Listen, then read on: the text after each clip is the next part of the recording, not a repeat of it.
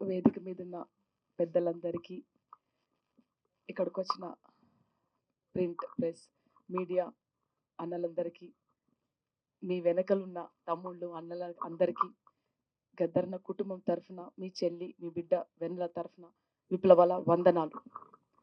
ఈరోజు ఉక్కు సత్యాగ్రహం మూవీ రిలీజ్ డేట్ గురించి నేను ఇక్కడికి వచ్చాను.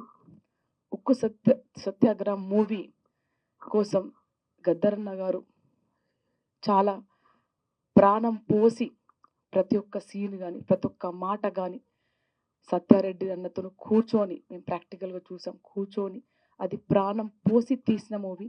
అది గద్దరన్న గారు హైదరాబాద్ నుంచి విశాఖకు బయలుదేరి, కోవిడ్ తర్వాత బయలుదేరి అక్కడ స్టే చేసి మళ్ళీ అక్కడ షూటింగ్ చేసుకొని మళ్ళీ తిరిగి వచ్చేవాడు.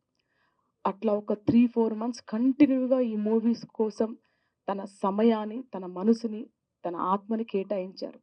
ఎందుకోసం అంటే స్టీల్ ప్లాంట్ ప్రైవేటీకరణ ఆపాలనే ఒక ఉద్యమాన్ని మొదలు పెట్టాలని, ఈ ప్రైవేటీకరణ చేస్తే అక్కడున్న ప్రజలకు చాలా నష్టం అవుతుందని, ఇలా అన్ని సంస్థలు ప్రైవేటీకరణ చేసుకుంటే రానున్న తరానికి, రానున్న పేద ప్రజలకు నష్టం కలుగుతుండే అనే ఒక ఉద్దేశంతో ఎవరైతే ఈ స్టీల్ ప్లాంట్ కోసం యుద్ధం చేసి కొట్లాడి తమ జీవితాలను అర్పించారో, తమ రక్తం చిందించి ఒక స్టీల్ ప్లాంట్ని పెట్టారో, వాళ్ళ త్యాగాలను గుర్తు చేసుకుంటూ ఆ స్టీల్ ప్లాంట్ ప్రైవేటీకరణ ఆపాలని ఈ మూవీ రావడం చాలా ఆనందంగా ఉంది. అందుకే ప్రియమైన ప్రజలారా, అన్నలారా, అక్కలారా, ఈ మూవీని చూసి ఈ మూవీలో ఇస్తున్న ఆ ఆశయాన్ని తీసి మనం స్టీల్ ప్లాంట్ ప్రైవేటీకరణకు వ్యతిరేకిస్తూ పోరాటం చేయాలని మీ అందరినీ కోరుతున్నాను. అట్లాగే ఉక్కు సత్యాగ్రహంలో గద్దరన్న గారు చివరి మూవీ అది చాలా అద్భుతంగా యాక్టింగ్ చేశారు. ఆ మూవీ చూస్తే తెలుస్తుంది, అన్నతో చాలా ప్రాక్టికల్గా ఉన్నారు. ఆ మూవీ చూస్తే ఆ మూవీలో తను చెప్పేస్తున్నాడు, ఇంకా నేను వెళ్ళిపోతున్నాను, ఈ బాధ్యత మీకు అప్పచెప్తున్నాను, చాలా ప్రాక్టికల్గా కనిపిస్తుంది.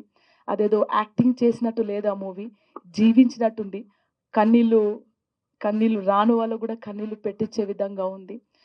ఇలాంటి మూవీస్ని ప్రజలంతా మన జీవితాల్లో జరుగుతున్న ప్రాక్టికల్గా జరుగుతున్న నిజాలని నిర్భయంగా ప్రజల ముందుకు పెట్టే మూవీస్ని ఆదరించి, పెద్దలే కాకుండా పిల్లలను కూడా ఆ మూవీస్ తీసుకుపోయి చూపించి, ఎందుకంటే మన బతుకులు పేద సాదా బతుకులు ఇలా బతుకుతున్నామంటే దానికి కారణాలు, దానికి ఉద్యమాలు ఎన్నో ఉన్నాయి.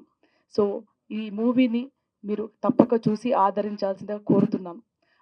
అదేవిధంగా ఈరోజు constitutional adoption day.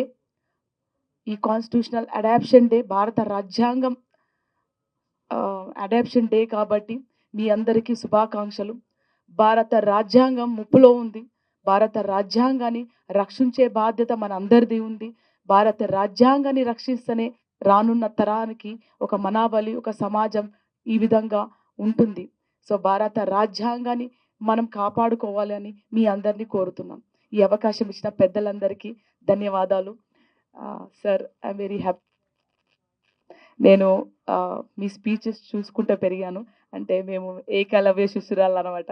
Thank you so much. I'm very happy and privilege that I'm standing front of you and talking. You all are spirit. మీలాంటి వాళ్ళని చూసుకుంటూ పెరిగాం. సో మేము ఈరోజు నిలబడి మాట్లాడుతున్నామంటే సార్ మీలాంటి వాళ్ళనే sir. Thank you so much. Kindly excuse me. Actually నిన్న బాధ్యతలు తీసుకున్నాక ఇది మన స్కెడ్యూల్ డే, అన్నకు ఇచ్చిన సమయమే. నేను తర్వాత ఇంకొక ఇనాగరల్కి వెళ్ళేది ఉంది. థ్యాంక్ యూ సో మచ్ అన్నయ్య. థ్యాంక్ యూ అందరికి. థ్యాంక్ యూ సో మచ్ చెల్లి. అందరికి థ్యాంక్ యూ అన్న. Thank you so much. బిజీలో ఉండి కూడా వచ్చినందుకు హృదయపూర్వకంగా అభినందనలు, ధన్యవాదాలు. మీరు మళ్ళా ఒకసారి విశాఖపట్నాన్ని పర్యటించాలని అందరి సమక్షంలో కోరుతున్నాను. Thank you.